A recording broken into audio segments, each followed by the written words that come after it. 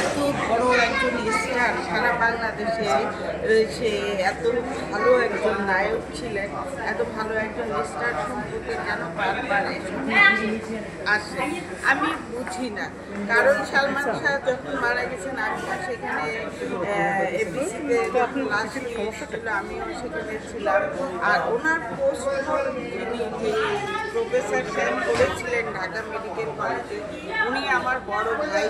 উনি বলেছিলেন যখন সালমান শাহকে ঢাকা মেডিকেলে নিয়ে আসছে তখন ওনার শরীরটা একটু উষ্ণ উষ্ণ ছিল এবং উনি বলেছিলেন যে এটা কোনো আত্মহত্যা না, এটা আত্মহত্যা কিন্তু এটা হত্যা না, উনি এই কথা বলেছিলেন। তো জানি না, এটা একটা রহস্য, এখনো রহস্যই রয়ে গেছে।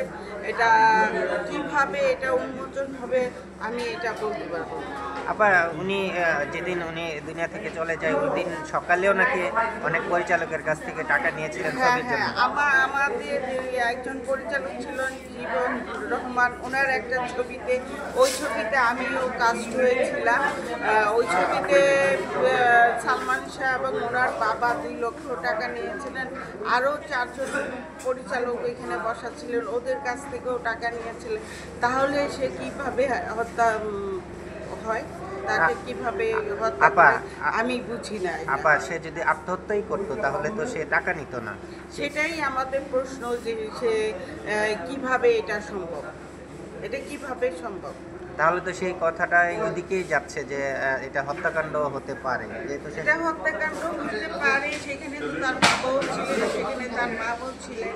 আর সেখানে ডনের উপরে 3টা ছুটছে মানুষ, এটা তো হতে পারে না। ডনের সাথে সালমান শাহের সাথে খুব ভালো সম্পর্ক ছিল, সব সময় ছিল, এখনো আছে। এটা সালমান শাহকে হত্যা কখনোই করতে পারে না ডন।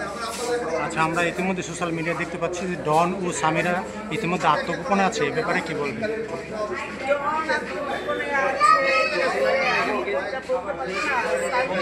ব্যাপারটা এটা তো রহস্যজনক। সবসময় সামিরা উড়াধুরা ভাবেই আছে এবং ওনাকে যখন অ্যারেস্ট করবে সামিরাকে তখন সহজে রহস্যের উন্মোচন আমি মনে করি। আপনি ব্যক্তিগতভাবে কি মনে করেন ব্যাপারটাকে নিয়ে, আপনার ব্যক্তিগত অভিমত? ব্যক্তিগতভাবে আমি এটাই মনে করি যে এটা সম্পূর্ণটাই রহস্য।